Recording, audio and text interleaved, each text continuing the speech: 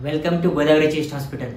आज मी तुम्हाला 2D इकोकार्डिओग्राफी या एका अत्यंत महत्त्वाच्या टेस्टविषयी आपण जाणून घेणार आहोत। बरेच पेशंट ओपीडीमध्ये जेव्हा येतात तेव्हा त्यांना बऱ्याच लोकांनी 2D इको करायचा ॲडवाइस दिलेला असतो, तर ते येऊन विचारतात, डॉक्टर साहेब हे 2D इको म्हणजे ECG एकच आहे का? तर मी त्यांना सांगतो नाही, 2D इको वेगळी गोष्ट आहे, ECG ही एक वेगळी गोष्ट आहे।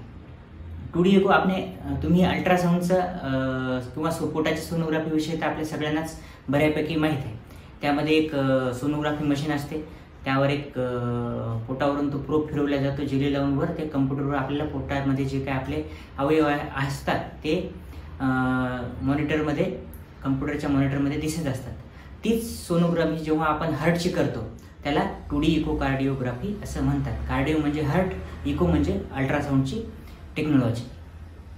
तर नेमकं 2D इकोमध्ये आपल्याला काय कळतं? 2D इकोमध्ये आपल्याला हार्टची ॲनाटॉमी कळते, म्हणजे हार्टमध्ये जे 4 चंबर्स असतात त्यांची साईज व्यवस्थित आहे का, ते मोठे किंवा डायलेट तर झालेले नाहीत ना, हार्टच्या ज्या मसल ज्या असतात त्या सूज येऊन मोठ्या हायपरट्रॉफी झालेली आहे का, ज्या हार्टच्या चंबरमधील जे दरवाजे असतात ते होणं किंवा उघडणं व्यवस्थित चालू आहे का, किंवा हार्टचा कुठला पोर्शन डेड झालेला आहे का। दुसरी सर्वात इम्पॉर्टंट गोष्ट जी 2D इकोमध्ये आपल्याला कळते ती म्हणजे हार्टची पंपिंग कॅपॅसिटी, किंवा ज्याला आपण आमच्या मेडिकल लँग्वेजमध्ये इजेक्शन फ्रॅक्शन असं म्हणतो। हार्ट असं पंप करत असतं, समजा हार्टमध्ये 100 ब्लड आहे आणि कॉन्ट्रॅक्ट झाल्याच्या नंतर 60 बाहेर फेकलं, 40 शिल्लक राहिलं, तर ते पंपिंग कॅपॅसिटी 60%, EF ही 60%। नॉर्मल माणसाची पंपिंग कॅपॅसिटी युजली 55 ते 60%, 65% असते। तर यामध्ये पंपिंग कॅपॅसिटी आपल्याला कळते। जर पंपिंग कॅपॅसिटी 30%, 25% जर झाली तर बऱ्याच पेशंटला दम लागणे, पायावर सूज येणे असे प्रॉब्लेम्स दिसायला लागतात। आणि दुसरी गोष्ट, हार्ट समजा असं पंप करायला आहे ना, तुम्हाला सडन हार्ट अटॅक झाला तर हार्टचा एक ब्लड सप्लाय एका व्हेसलचा कमी झाला तर तो हिस्सा डेड होईल व जी ब्लड व्हेसल ज्या हिस्साला ब्लड सप्लाय करत आहे त्या हिस्सा डेड झाल्यामुळे तो कॉन्ट्रॅक्ट करणं कमी होईल। म्हणून 2D इकोमध्ये तुम्हाला कळून जातं की तुमच्या हार्टचा काही हिस्सा डेड झालेला आहे, म्हणजे तुम्हाला हार्ट अटॅक आलेला आहे का, तुमच्या हार्टचा काही हिस्सा डेड आहे का, व तुमची पंपिंग कॅपॅसिटी कमी झाली का, ह्या सर्व गोष्टी 2D इकोमध्ये आपल्याला कळत असतात। तर बरेच लोक विचारतात की डॉक्टर साहेब 2D इकोमध्ये हार्टचे ब्लॉकेज कळतात का?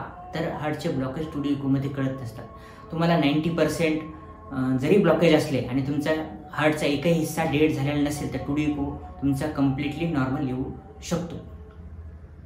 दुसरी सर्वात इम्पॉर्टंट गोष्ट 2D इकोमध्ये जी कळते की तुमचं जे हार्ट आहे, पंपिंग कॅपॅसिटी ज्याची कमी झाली असेल ते हार्ट अटॅकमुळे झालेली आहे की कार्डिओमायोपॅथीमध्ये मुळे कमी झालेली आहे। हार्ट जेव्हा पंप करतात तेव्हा कार्डिओमायोपॅथीमध्ये तुमच्या हार्टच्या सर्व मसल कमजोर झाल्यामुळे पंपिंग कॅपॅसिटी कमी होते व हार्ट अटॅक समजा झाला, या हिस्साचा ब्लड व्हेसल तुमचा बंद झाला, एवढाच हिस्सा कॉन्ट्रॅक्ट करणं बंद होईल, इकडचा चालू राहील, तर पंपिंग कॅपॅसिटी समजा 50 झाली, हा हिस्सा डेड झाला, हा हिस्सा कॉन्ट्रॅक्ट होईल 40-45 होईल, हा हिस्सा गेला तर 20-25% तुमचा EF होईल व मिनिमम आपल्याला जगण्यासाठी 15 ते 20% पंपिंग कॅपॅसिटी हवी असते। तर हार्ट 2D इकोमध्ये आपल्याला ब्लॉकेज कळत नाहीत, पंपिंग कॅपॅसिटी जी की सर्वात महत्त्वाची असते आपल्यासाठी ती कळते। तर ब्लॉकेजसाठी आपल्याला ट्रेडमिल किंवा अँजिओग्राफी ह्या टेस्ट कराव्या लागतात। तर ट्रेडमिलमध्ये तुम्हाला जे चालवायचं असते, इट्स नॉन इन्व्हेजिव्ह टेस्ट। अँजिओग्राफीमध्ये तार वगैरे घुसवून ते थोडीशी कॉम्प्लिकेटेड टेस्ट आहे, म्हणून आपण डायरेक्ट अँजिओग्राफी करत नाही, सुरुवातीला ट्रेडमिल करतो, त्यामध्ये जर काही गडबडी आली तर मग आपण अँजिओग्राफी करत असतो। नमस्कार मित्रांनो, मी डॉक्टर पवनगिरी, छातीरोग, हृदयरोग, allergy specialist, Godavari chest hospital, Hingoli. धन्यवाद।